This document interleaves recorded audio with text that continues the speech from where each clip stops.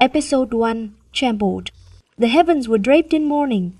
Dark clouds surged across the sky, swallowing the faint light of the east. From dawn until nightfall, the rain poured without end. Droplets fell on shattered rooftops, slid down crumbling walls, and dripped upon the jagged stones of the street. The air was thick with stench of rotting refuse, of beasts, of human bodies left unburied. The city of Fujian had become a giant corpse, decaying in silence. The street Yahang Wat was no different from the path to hell. On either side, grey walls leaned as if to collapse, pillars rotten, bricks eaten by mold. Beneath broken eaves, emaciated figures curled within rags, eyes empty, lips too weak to speak.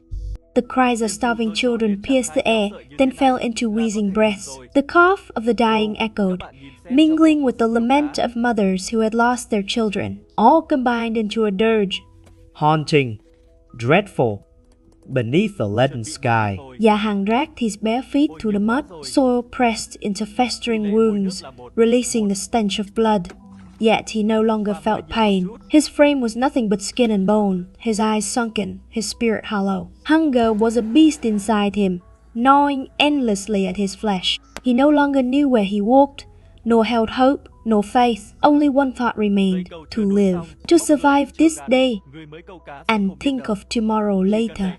His parents, now only faint shadows in memory, had also been crushed by this world. His father, once a laborer by the docks, had sunk into drink. After a fever left him weak, wine became his only companion. What little money they had vanished into smoke and liquor. Even their leaking hut could not be kept. One night, as creditors pounded the door, his father hanged himself from a beam, leaving behind a child alone in the world. His mother, frail, with gentle eyes, suffered even worse. She sold her body to grain merchants, to guards, even to cartmen at the market, all for a bowl of thin gruel for her son. The price of those nights of humiliation was sickness that consumed her flesh until death claimed her. When she died, a husk of skin and bone, Zahan clutched her tight, screaming until his voice broke. But his cries dissolved into the cold rain. No neighbor came. No one offered comfort. Her death was as silent as her life. Poor, unnoticed, unlamented. One stormy afternoon, while scavenging moldy crumbs from refuse, the sound of drums and clappers broke the air. A gilded palanquin carved with dragons and phoenixes advanced, borne by 8 carriers. Inside sat a bloated official, face flushed crimson, flesh quivering with each wave of his feather fan. He laughed loudly, the sound like knives across the heart. His eyes swept the crowd of beggars as though they were livestock. When they met Zahanjin's skeletal frame, his lips curled in contempt. Look at these wretches, fighting over scraps, no better than rats in the sewer.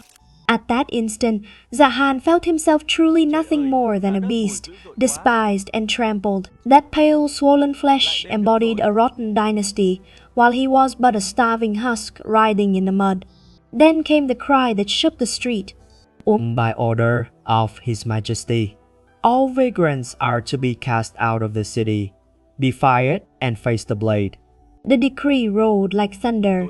The crowd erupted in chaos. Cries, pleas, and shrieks filled the air. Families had no choice but to sell wife, sell child, or starve beyond the walls. Women were dragged to the markets, their bodies sold like cattle. Children wailed as they were traded for handfuls of moldy rice. The old collapsed where they stood, corpses soaking in the rain, covered in flies. Fujian was no city, but a graveyard of the living. Yahang stepped, sank into mud and dead, his vision dimmed. In his mind, only a whisper remained.